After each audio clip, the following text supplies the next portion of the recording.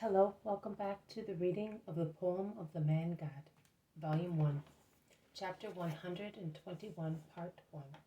Jesus at the Clearwater. You shall not take my name in vain. 1st March 1945. All the disciples are in utter confusion. They are so restless that they look like a beehive which has been upset. They speak and cast sidelong glances outside in all directions. Jesus is not there. At last, they make up their minds about what is worrying them, and Peter says to John, "Go and look for the Master.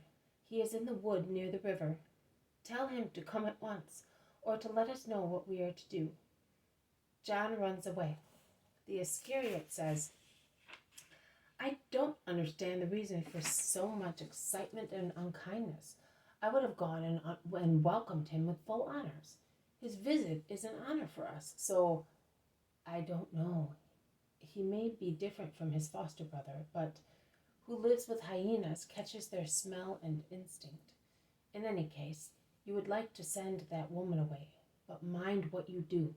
The Master does not want, and I have to protect her. If you touch her, I am not the Master, just for your information." "Oh, who is she after all? Perhaps the beautiful Herodias?" "Don't be facetious." "Don't blame me. You have kept a royal watch over her like a queen." "The Master said to me, 'Make sure she is not disturbed and respect her,' and that is what I am doing." "But who is she? Do you know?" asks Thomas. "I don't." "Come on, tell us. You know," insist many of them. "I swear that I know nothing. The Master certainly knows, but I don't." "We must get John to ask him. He tells him everything." "Why? What is special about John? Is your brother a god?" "No, Judas. He is the best of us all." "You can save yourselves the trouble," says James of Alphaeus. "My brother saw her yesterday when he was coming back from the river with the fish Andrew had given him. And he asked Jesus, and he replied, 'She has no face. She is a soul seeking God. She is nothing else for me, and I want her to be so for everybody.' And he said, 'I want,' in such a way that I would advise you not to insist." "I will go to her," says Judas Iscariot. "Just try if you can," says Peter, flushing like a cockerel. "Are you going to play the spy and inform Jesus?" "I leave that profession to those of the temple. We, people of the lake, earn our bread working, not informing.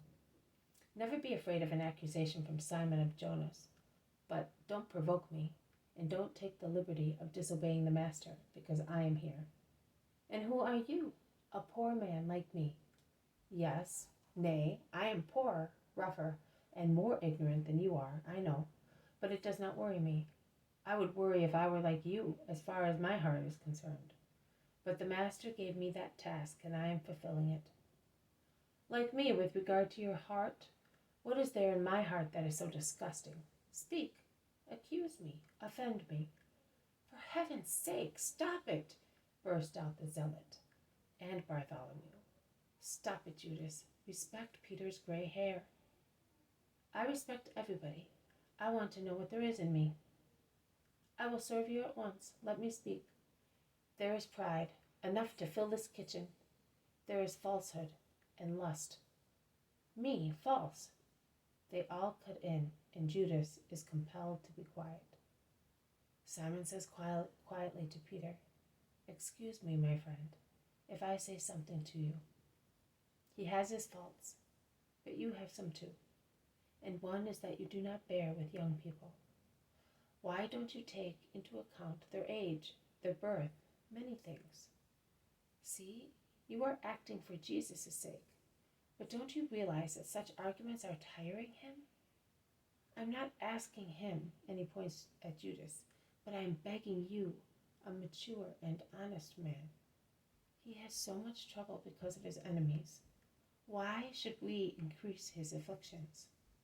There is so much hostility around him. Why should we give rise to it, also in his own nest?" It is true. Jesus is very sad, and he has also lost weight, says Judas Thaddeus. At night, I can hear him tossing and turning in his bed and sighing. Some nights ago I got up and I saw him crying while praying. I asked him, "What is the matter?" And he embraced me and said, "Be friendly to me. How toilsome it is to be the Redeemer." I also met him in the wood near the river after he had evidently wept, says Philip, and at my inquisitive glance he replied, "Do you know what makes heaven different from earth, apart from the difference of the lack of God's physical presence? It is the lack of love amongst men. It chokes me like a halter. I have come here to scatter seeds for the little birds and be loved by creatures that love one another." Judas Iscariot, he must be somewhat deranged, throws himself on the ground and cries like a boy. At that moment, Jesus comes in with John. "What's the matter? Why cry?"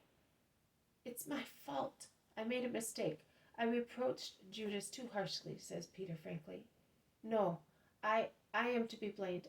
I am causing you trouble. I am not good. I disturb. I make people cross. I disobey. I am..." Peter is right. "But help me to be good, because I have something here in my heart that makes me do things I would not like to do. It is stronger than I am, and I cause trouble to you, Master, to whom I would like to give only joy. Believe me, it is true." "Of course, Judas, I have no doubt. You have come to me with a sincere heart, with true enthusiasm. But you are young. Nobody knows you. You do not know yourself as well as I do. Get up and come here. Later we will speak all by ourselves. In the meantime, let us speak of the matter for which you all sent for me. What harm is there if also Manaen has come? Can a relative of Herod not thirst for the true God? Are you afraid for me? No, do not be afraid. Have faith in my word. That man has come for an honest purpose."